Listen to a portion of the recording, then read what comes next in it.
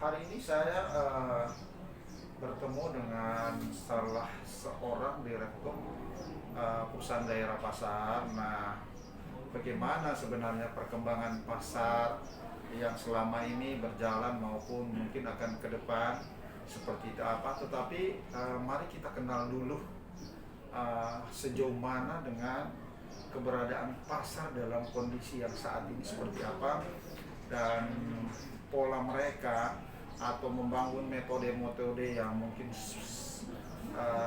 khusus terkait seperti apa nanti kita lihat dalam perbincangan kita dengan Direktur Operasional Pak Diki.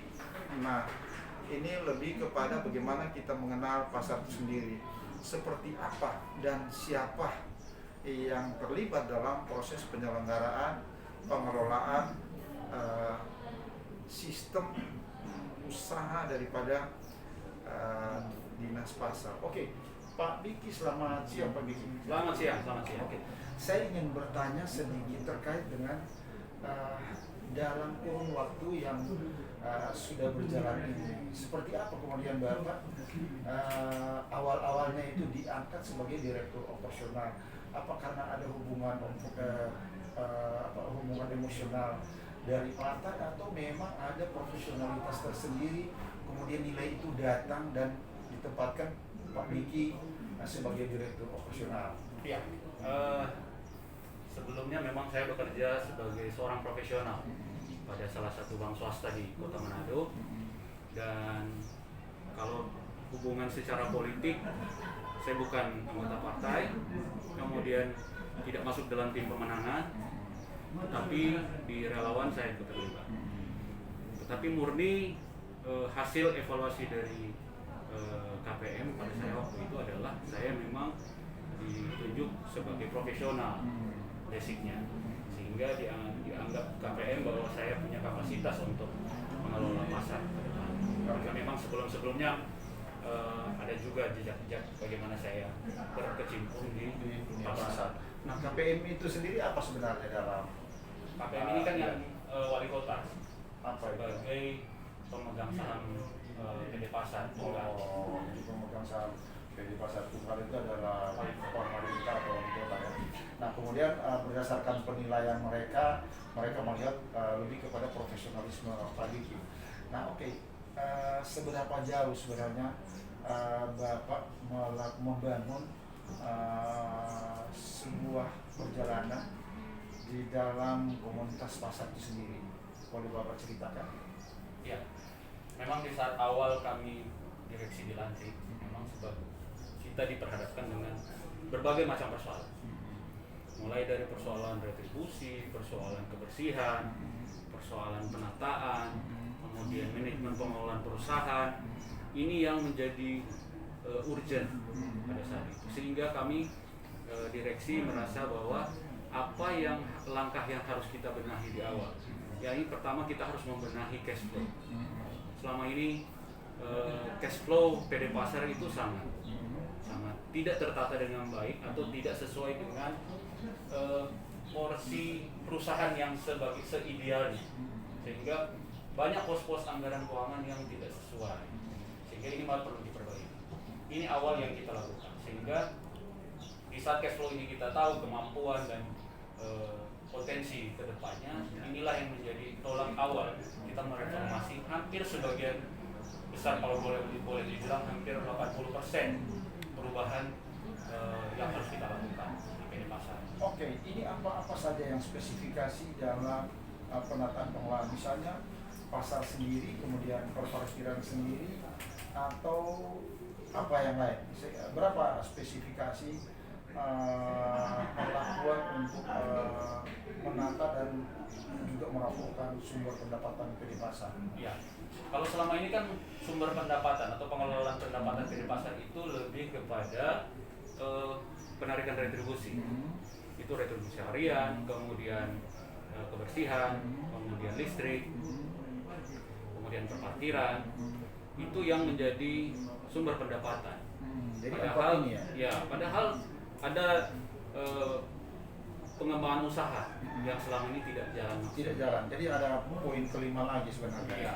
Oke, nah saya ingin tanya dulu, khusus misalnya retribusi pasar, Konokawa itu katanya seharusnya lebih besar dari pengeluaran, itu bagaimana itu? Ya, kalau bicara retribusi, yang pertama kita juga harus mengkaji beberapa hal terkait misalnya peraturan perundang-undangan yang banyak juga yang harus kita perbarui dengan berkoordinasi dengan DPR.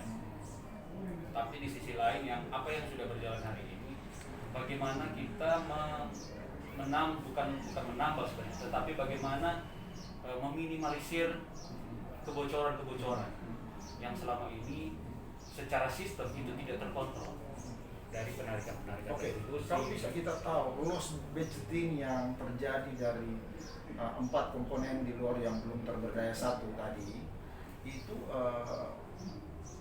kalau sekitar bicara berapa nominal kita persen belum kira-kira? Misalnya kita mungkin belum kalau dalam identifikasi sementara hasilnya harusnya misalnya wah ini nilainya sampai sekian, tapi kemudian sekian persen yang masuk. Nah dengan itu kan yang kemudian menjadi persoalan bahwa ini perlu penetaan dan maksimalisasi terhadap pointer-pointer tertentu. Nah itu berapa yang Bapak bisa kalau lihat kemudian bicara nominal kita mungkin belum bisa. Hanya presentasi saja aja. Tetapi kalau bicara presentasi dari waktu kita masuk, itu peningkatan pengelolaan pendapatan itu naik 100%. 100% dari yang sementara. Dari yang pada saat itu berarti ada loss 100% loh ya. Jadi yang sebenarnya sih bukan loss 100%, artinya kan begini. tapi gini Pak. Tunggu saya ingin tanya dulu. Ini kenaikan karena kreativitas atau kenaikan karena pemberdayaan? Karena kalau kreativitas lain lagi kan, berarti yang sekarang lagi stuck misalnya kita naikkan. Tapi kemudian kalau tidak efektifnya dikelola, berarti hanya karena kekurangan atau permainan tertentu atau loss budgeting yang konspirasi yang kita nggak tahu oleh pihak-pihak tertentu. Apa yang Bapak lihat di situ? Sebenarnya sih kita memaksimalkan. Jadi memaksimalkan iya, yang lama itu. memaksimalkan apa yang sudah ada. Yang selama ini mungkin sistem misalnya nih Pak, sistem penarikan retribusi mulai dari penarikan sampai dengan pelaporan itu di awal kita tidak punya data real dan tidak punya monitoring terhadap itu, sehingga kami merasa bahwa direksi merasa bahwa ini harus perlu dilakukan perbaikan di awal, sehingga kita memperketat sistem penagihan, kemudian sistem pelaporan sampai dengan sistem penyetoran yang dulunya kita store sekarang kita jemput pakai pakai pick up service yang membantu mempercepat bagaimana pendapatan itu tidak tertahan di bawahnya, pos-pos tertentu. Iya, di pos-pos tertentu. Sehingga inilah yang membuat peningkatan yang cukup signifikan. Hari demi hari cukup signifikan pendapatan. Apa kemudian bahwa ini masih dihitung pendapatan yang naik karena misalnya ada pengurangan tenaga tertentu atau memang karena ada pembekatan di tenaga tertentu. Misalnya begini, karena ada pengurangan tertentu dalam rangka mengefektifkan kerja, kemudian akhirnya pendapatan itu naik, atau memang masih dalam koridor jumlah yang sama tapi kemudian peningkatan. Apakah esensi? Sampai hari ini kita belum ada pengurangan. Tetapi kemudian kenaikan. Oke, luar biasa. Nah, sekarang saya lihat apakah kemudian dengan harapan naiknya kreativitas tadi, karena di situ bilang ada satu poin di mana harusnya ada usaha dari PD Pasar itu yang di apa kalau dulu mandek ya, nggak pernah ada. Nah, kreativitas apa yang sebenarnya akan dibangun terhadap usaha pemberdayaan dari PD Pasar itu sendiri? Nah, kalau bicara tentang ini sebenarnya posnya Direktur Pengembangan Usaha. Mungkin saya hanya bisa gambarkan bahwa memang itu yang akan salah satu mau dimaksimalisasi. Salah satunya adalah bagaimana kita memaksimalisasi aset-aset yang saat ini tidak produktif. Itu kita kerjasamakan dengan pihak ketiga sehingga lokasi itu betul-betul produktif. Apakah kita kerjasama ataupun misalnya kita bentuk dalam satu perusahaan untuk pengelolaan, sehingga aset-aset yang selama ini mungkin tidak digunakan oleh PD Pasar atau tidak produktif, di saat pengembangan usaha melakukan ekspansi terkait dengan mitra kerjasama dan lain sebagainya, ini mungkin akan lebih maksimal pendapatan PD Pasar. Oke, kalau kemudian misalnya ada mekanisme koordinatif antara nanti ada tidak bahwa jaminan kita tidak berorientasi mengejar pendapatan dengan peningkatan tertentu, tapi kemudian jaminan rasa aman, rasa nyaman, dan kemudian nuansa estetikanya disentuh, misalnya seperti itu. Ada tidak orientasi seperti itu dalam rangka memang bagaimana menjamin rasa nyaman lah mereka dalam proses pasar itu sendiri.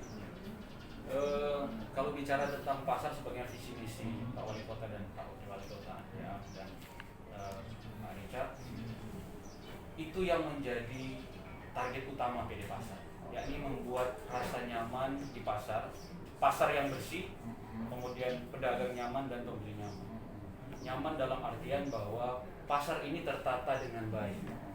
Nah, itulah awal menjadi poin penting bagi direksi untuk melakukan perubahan-perubahan ini. Saat ini boleh dilihat nih di pasar Bersihati, Pindah Sunggulan, dan beberapa pasar yang lain sudah tidak ada penumpukan sampah.